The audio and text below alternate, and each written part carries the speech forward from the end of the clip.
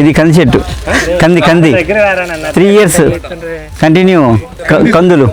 దాల్ దాల్ దాల్ తుర్దాల్ కంటిన్యూ 3 years సీల్డింగ్. ఇది ఇక్కడ గిరిజన వెరైటీ కందులు. ఇలా ఒక చెట్టు వేసుకుంటే 3 ఏళ్ళు 4 ఏళ్ళు కందు కాయలు కోసుకుంటూ ఉంటారు. చెట్టు తీసేయడు, కాయలు కోసుకుంటాడు, ఆ కాయలు వాడుకుంటారు. అలా ఏంటంటే 3-4 ఏళ్ళు కంది చెట్టు ఉంటుంది. వాళ్ళ ఇంటి దగ్గర ఒక చెట్టు వేసుకున్నాను అనుకోండి, ఇంకా సంవత్సరం కందిపో కొనుక్కోగల కాయలే కోసుకోవడం. చెట్టు పెరుగుతూ ఉంటుంది, ఇంకా 3-4 ఏళ్ళు కోసుకోవడం. 3 years అండి. ఇది 3 years క్రాప్. 3 ఏళ్ళ వరకు కందికాయలు వస్తాయి. ఇది ఏంటంటే హై ప్రోటీన్. మామూలు మనకి ఎందుకు దొరికే కందిపప్పు కానీ ఎప్పుడు చాలా మంచిది. ఇది ఇక్కడ పండిస్తే కనుక విపరీతమైన వైల్డ్ వెరైటీ, హై ప్రోటీన్ కందిపప్పు. పిల్లలకి సిరిలేకలేవి కాదు, ఇలాంటి కందిపప్పు అన్నం పెడితే మిదాయించి అసలు పుష్టిగా తయారవుతారు, బలంగా తయారవుతారు. గుమ్మడి రొట్ట కూర అంటారు వీళ్ళు. ఆకు కాయి పిండి కలిసి కోసేసుకుని కూర వండుతుంది అంతే. ఉల్లిపాయ అంతే ఏం చూసానండి. జీలకర్ర వేస్తారు. అవును, గుమ్మడి రొట్ట కూర. గుమ్మడి కాయ ఉంటుంది. ఇక్కడ ఏం చేస్తారంటే ఇంత పిండి వస్తా, ఆకులు ఉంటాయి, ఇంత కాయ ఉంటుంది. ఉండగా మొత్తం కాయతో పాటు ఆ కొమ్మంతా తీసేస్తాడు. తీసి ఆకు కోసి ఆకు కాయ అంతా కలిపి కట్ చేసేస్తాడు తోటకూరలాగా. దాన్ని గుమ్మడి రొడ్డ కూర అంటారు. అంటే రొడ్డ అంటే ఆకు, గుమ్మడి అంటే గుమ్మడికాయ. అలా లేతగా ఉన్నదాన్ని కోసుకుని ఉప్పు కారం వేసి ఉడకబెట్టేస్తారు. చాలా టేస్టీగా ఉంటుంది, మంచి ప్రోటీన్, మంచి మినరల్స్. గుమ్మడికాయ మొత్తం ఆకు, కాండం, కాయ అంతా కూర, అన్ని రకాలు కాదు. మళ్ళీ ముగ్గుంది, దూరగా ఉన్నప్పుడు ఒకలాగా, అలా రకరకాలు.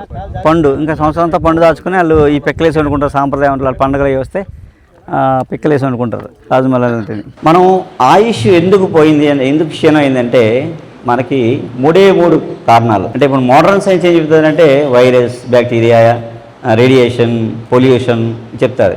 ఇవన్నీ 10%. ఇవన్నీ 10%. పొల్యూట్ అయింది మన బ్రెయిన్ మాత్రమే. పెద్ద పొల్యూషన్ ఏంటన్నారు మన బ్రెయిన్. మన బ్రెయినే పొల్యూట్ అయిపోయింది.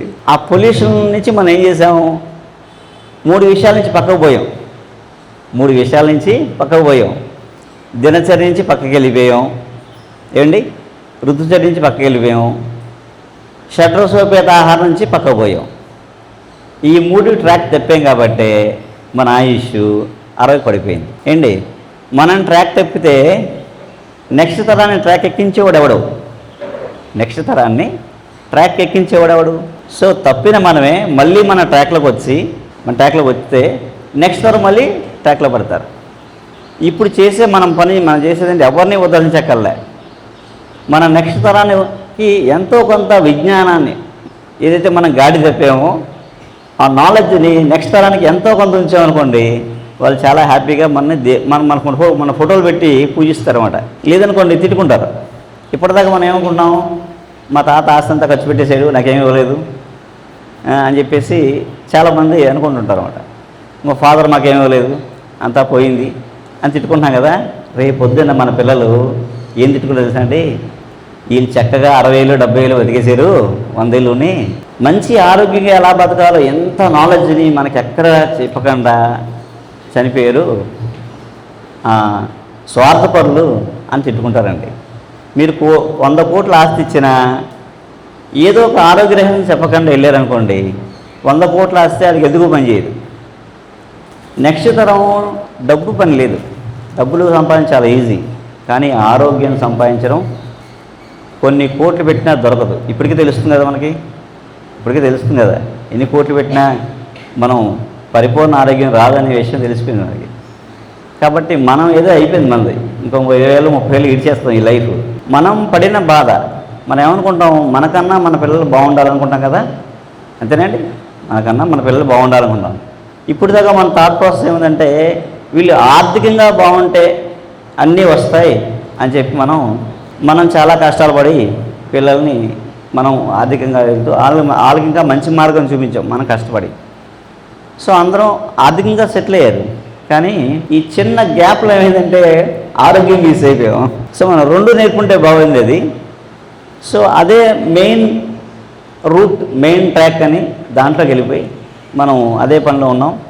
సో ఇందులో వాళ్ళ ఆరోగ్యాలు పోయి మన ఆరోగ్యాలు పోయి దీన్ని మళ్ళీ గాడిలో పెట్టడం ఎలా, దీనికి 3 మనం మార్చుకోవాల్సిన విధానాలు 3.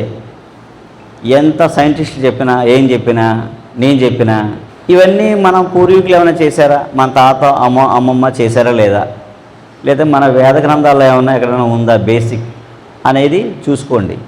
అంతే తప్ప ఈ సైంటిఫిక్ రీజన్స్, సైంటిఫిక్ రిపోర్ట్స్ ఇవన్నీ ఫిజికల్ బాడీకే వర్తిస్తాయి. మనం ఓన్లీ ఫిజికల్ బాడీ చూసుకున్నాం అనుకోండి, 60,000 కాస్త 30,000 అవుతుంది. అర్ధాయుష్ అయిపోద్ది అన్నమాట.